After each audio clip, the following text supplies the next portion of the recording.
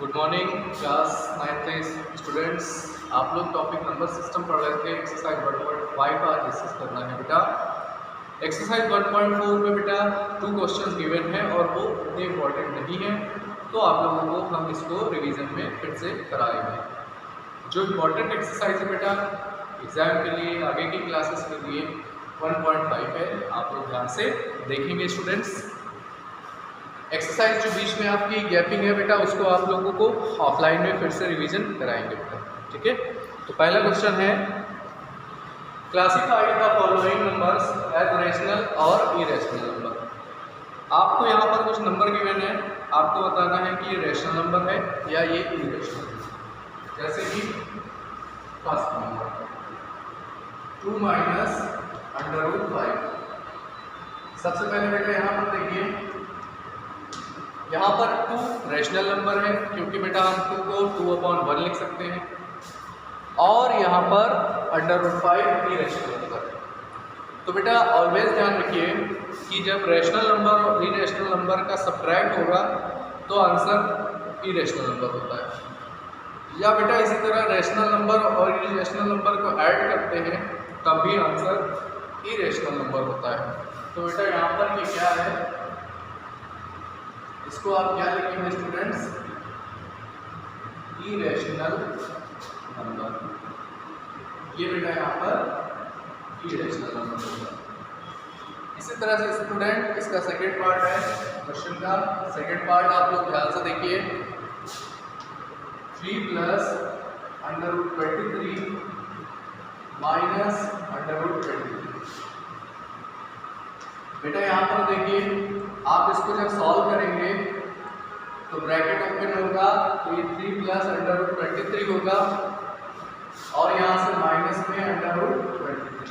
बेटा ये कैंसिल हो गया तो आपके पास लास्ट में क्या होगा 3। और बेटा 3 को आप 3/1 भी लिख सकते हैं, तो इसको आप क्या बोलेंगे, दिस इज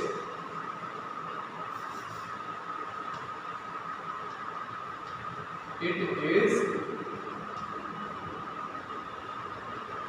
रैशनल नंबर। ये बेटा क्या है, रैशनल नंबर होगा। तो स्टूडेंट इसी तरह से आप अगला क्वेश्चन भी देखेंगे, थर्ड पार्ट, फोर्थ पार्ट और फिफ्थ पार्ट। आपको बेटा बताना है कि ये रैशनल नंबर है या इरेशनल नंबर है। तो इस तरह से आपको क्वेश्चन नंबर फर्स्ट के ऑल पार्ट्स ट्राई करने होंगे बेटा। अब आप सेकंड देखिए स्टूडेंट्स। इसके बाद क्वेश्चन नंबर 2 है simplify each of the following expressions. आपको यहाँ पर ये एक्सप्रेशन गिवन है बेटा, इसमें मैं आपको 2 पार्ट्स बताऊंगा, फर्स्ट और सेकंड पार्ट। बाकी के 2 पार्ट्स आप लोग ट्राई करेंगे। तो simplify each of the following expressions, आपको इसको सिंप्लीफाई करना है बेटा। तो आप लोग देखिए, सबसे पहले हमारे पास फर्स्ट वाला पार्ट है 3 + √3 and 2 + √2। सबसे पहले आप बेटा इसे मल्टीप्लाई करेंगे, तो 3 से मल्टीप्लाई करेंगे 2 में, 3 × 2 = 6 होता है स्टूडेंट। 3 से मल्टीप्लाई करेंगे √2 में, तो बेटा यहाँ पर 3/2 आएगा। ये मल्टीप्लाई ऐसे ही करना होगा बेटा, इरेशनल और रेशनल नंबर के लिए। फिर प्लस बेटा अब आपको √3 से 2 में मल्टीप्लाई करना होगा, तो आपको 2 आगे लिखना होगा और √3 बाद में। आपको बेटा यहाँ ध्यान रखना होगा कि 2 रैशनल नंबर है और √3 इरेशनल है। आप कभी भी इसको 6 नहीं लिख सकते हैं, ये पॉसिबल नहीं है बेटा। अब देखिए स्टूडेंट्स, यहाँ पे √3 है, अब आपको इसका मल्टीप्लाई करना होगा √2 में। देखिए बेटा, यहाँ से आपको 6, यहाँ से आपको 3/2 और ये 2/3। बेटा ये दोनों डिफरेंट नंबर हैं, इसको आप इसी टाइप से लिखा रहने देंगे। बेटा यहाँ पर देखिए √2 और √3 ये दोनों ही इरेशनल नंबर है, तो इरेशनल नंबर को आप √2 में 3 × 2 कर सकते हैं, 3 × 2 यानी 6 कर सकते हैं। तो बेटा यहाँ पर √3 और √2 दोनों इरेशनल नंबर हैं, इसलिए इसको आप 3 × 2 √6 भी लिख सकते हैं। तो बेटा ये हमारा सिंप्लीफिकेशन हो गया, ये आंसर होगा हमारा। अब आप इसका सेकेंड पार्ट लिखिए।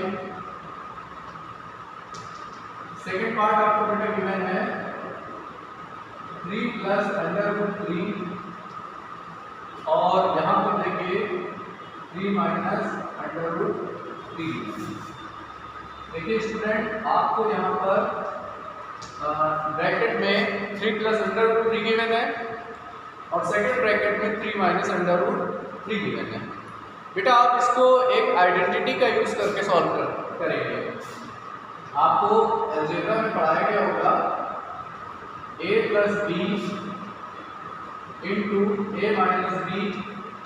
अगर बेटा सेम नंबर का ऐड और सेम नंबर का सब्ट्रैक्ट हो, यानी a + b और a - b हो, तो हम इसको a² - b² से रिप्रेजेंट करते हैं। सो आपका जो क्वेश्चन है वो है 3 + √3 और 3 - √3। अब आपको बेटा यहाँ पर क्या करना होगा, इसको देखिए यहाँ पर a and b 3 + √3 है और 3 - √3 यहाँ पर b है। तो बेटा आपको क्या करना है, आपको a² लिखना होगा, यानी a² का मीन्स 3² और b का मीन्स है बेटा यहाँ पर √3²। तो इस तरह से ये 3² - √3² हो गया। अब आप देखिए 3² क्या होगा 9 और √3 का स्क्वायर बेटा 3 होगा, क्योंकि आप लोगों को बेटा ये ध्यान रखना होगा कि √3 और √3 का स्क्वायर ये 3 3 का 9 होता है बेटा, और जब आप 9 का स्क्वायर रूट करते हैं तो 3 आता है। तो आपको ऑलवेज ये ध्यान रखना होगा कि अगर सेम नंबर है, √3 है, इसका स्क्वायर है, तो बेटा स्क्वायर और अंडर दोनों कैंसिल हो जाते हैं। ये बेटा स्क्वायर रूट का साइन है और ये स्क्वायर का साइन है, तो ये कैंसिल हो जाता है। तो आपको यहाँ से केवल 3 मिलता है शुरू। तो आपको यहाँ पे 9 - 3 मिल गया। अब आप 9 - 3 करेंगे तो आपको यहाँ से 6 मिल जाएगा। तो बेटा आपको ये मैंने रफ भी करके बताया है, ये फाइनल आंसर है इसका 6 आ जाएगा यहाँ से। इसी तरह से बेटा आप लोग इसके रिमेनिंग 2 पार्ट्स ट्राई करेंगे और जो प्रॉब्लम होगी उसको डिस्कस करेंगे बेटा। स्टूडेंट्स, इसके बाद आप लोग क्वेश्चन नंबर 3 डिस्कस करेंगे। Recall pi is defined as the ratio of circumference c of a circle and its radius d, diameter d, that is pi = c/d। बेटा पाई जो होता है वो c और d का रेशियो होता है, where c circumference of circle है and d diameter of circle है। This seems to contradict that the fact pi is irrational। c pi = c/d जो आपको गिवन है उसके अकॉर्डिंग ये पाई इरेशनल होता है, इसको कंट्राडिक्ट करता है। How will you resolve this contradiction? बेटा पहले तो आप क्वेश्चन की मीनिंग समझें। क्वेश्चन की मीनिंग ये है कि पाई = c/d होता है बेटा, where c is circumference. c बेटा क्या है यहाँ पर circumference and d is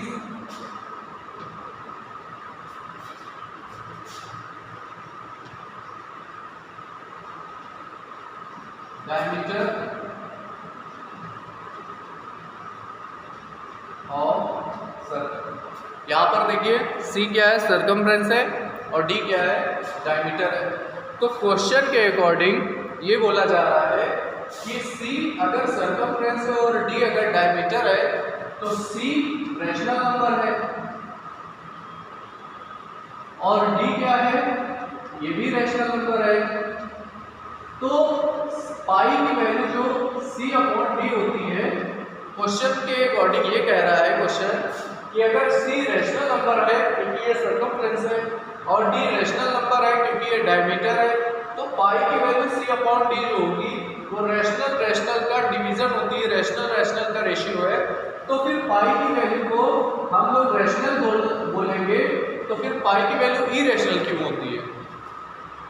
question के अकॉर्डिंग यहाँ पर पाई की वैल्यू सी अपॉन डी है और सी रैशनल है और डी भी रैशनल नंबर है, तो बेटा इनका जो रेशियो है वो पाई है, तो वो भी रैशनल नंबर होना चाहिए। लेकिन एक्चुअल में क्या होता है, पाई ही रैशनल नंबर होता है। तो क्वेश्चन ये बोल रहा है कि ऐसा कंट्राडिक्शन क्यों है, आप इस कंट्राडिक्शन को कैसे सॉल्व करेंगे? यहाँ पर कौन सी वैल्यू सही है, क्या चीज़ सही है? पाई रैशनल नंबर है या इरेशनल है?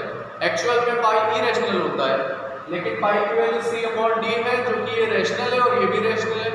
तो क्वेश्चन ये कह रहा है कि पाई की वैल्यू अगर सी अपॉन डी है तो ये रैशनल होना चाहिए, एक्चुअल में ये इरेशनल क्यों होता है? तो आपको बेटा ये फैक्ट बताना है, ये कंट्राडिक्शन बतानी होगी। तो आप लोग देखिए इसको हम लोग कैसे सॉल्व करेंगे बेटा।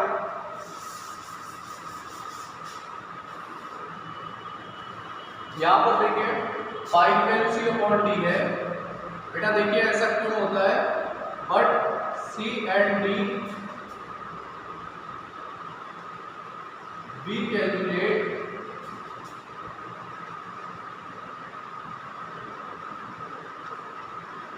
बेटा जब आप C की वैल्यू और D की वैल्यू कैलकुलेट करते हैं या आप इसको स्केल से या किसी भी मेजर से कैलकुलेट करते हैं, तो एक्चुअल में ये होता है कि C की वैल्यू और D की वैल्यू रैशनल नंबर यानी एग्जैक्ट नंबर नहीं होती।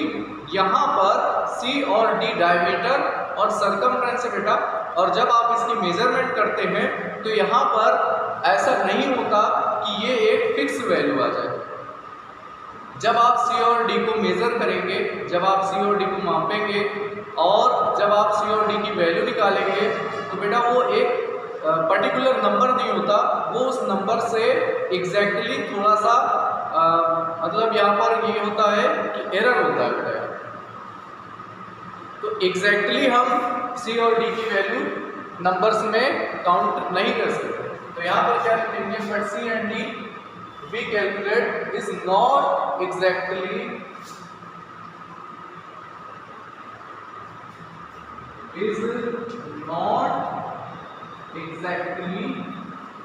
a real number। ये exactly क्या है, रियल नंबर नहीं होता, not exactly a real number। बेटा यहाँ पर ये जरूरी नहीं है कि ये रियल नंबर हो, सॉरी यहाँ पे रैशनल होगा बेटा, रियल नहीं होगा, रैशनल नंबर एग्जैक्टली ये रैशनल नंबर नहीं होगा। एंड आइदर C और D और बोथ, यहां पर C D या दोनों कैन बी इरेशनल। यहां पर इन दोनों में से कोई भी एक वैल्यू क्या हो सकती है बेटा, इरेशनल। So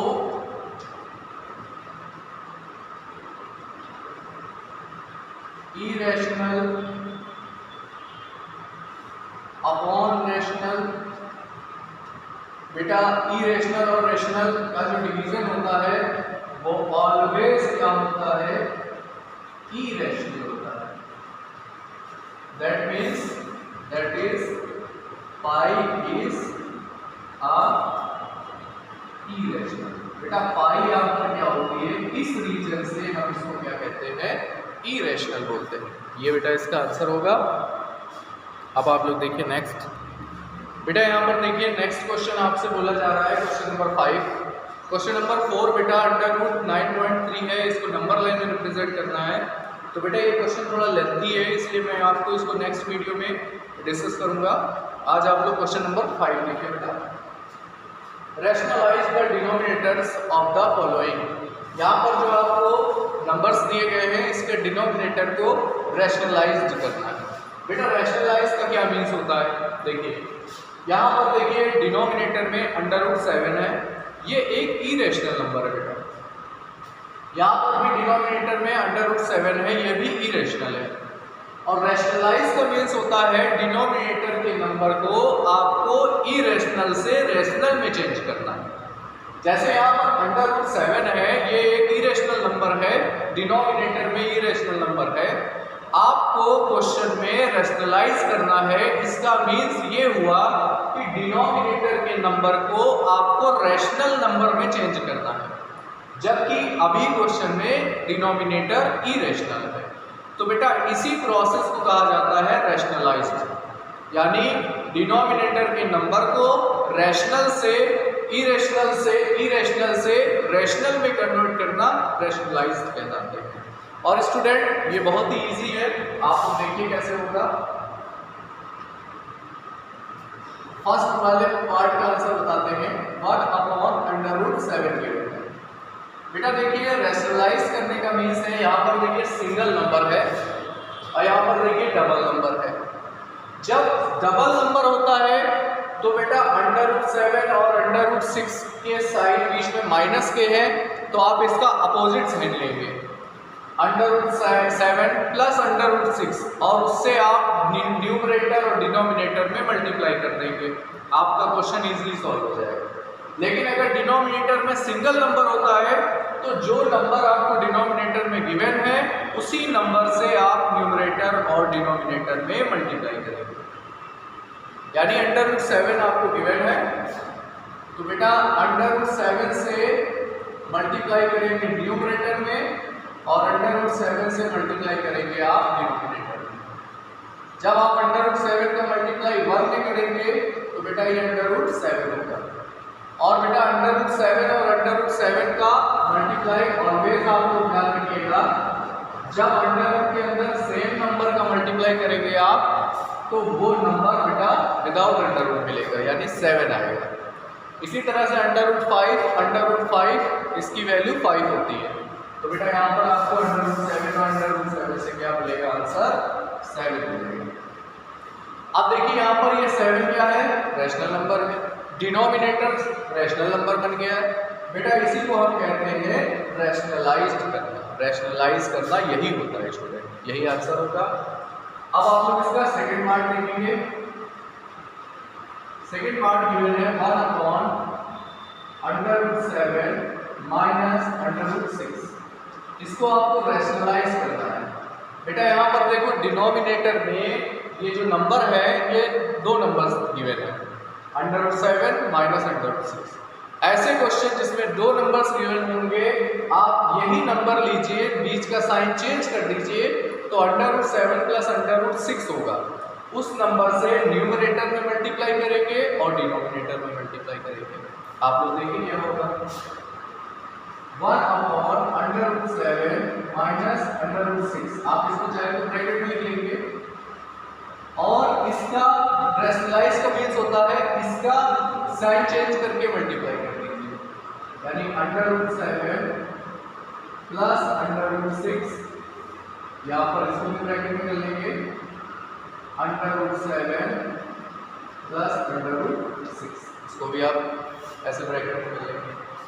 अब जब आप इसको मल्टीप्लाई करते हैं तो स्टूडेंट √7 √6 यहाँ पर √7 और 6 एज इट इज रहेगा, क्योंकि देखिए यहाँ तो कोई चेंज नहीं होगा, अपॉन। बेटा यहाँ पर देखो फॉर्मूला बन गया है, आपने पढ़ा होगा a plus B a minus B ये इक्वल होगा a² माइनस b² के। तो बेटा यहाँ पर भी देखिए वही फॉर्मूला है, √7² माइनस √6²। अब आप इसको और सॉल्व करिए, √7 प्लस √6 ये तो आपको न्यूमरेटर में मिलेगा। बेटा अभी आपको मैंने बताया था √7 का स्क्वायर करने से आपको 7 मिलेगा बेटा, और √6 का स्क्वायर 6 होता है। तो ये सॉल्व करेंगे 1 हो गया, यानी आंसर होगा √7 प्लस √6 और अपॉन का 1 है। बेटा आप इसको लिखिए या एज इट इज छोड़ दीजिए, कोई प्रॉब्लम नहीं है। तो स्टूडेंट आज आपको एक्सरसाइज 1.5 ट्राई करनी होगी, 4 नंबर नेक्स्ट वीडियो में डिस्कस करेंगे और एक्सरसाइज 1.4 आपको बाद में आपको रिवीजन कराया जाएगा ऑफलाइन में। ओके बेटा, thank you all day student.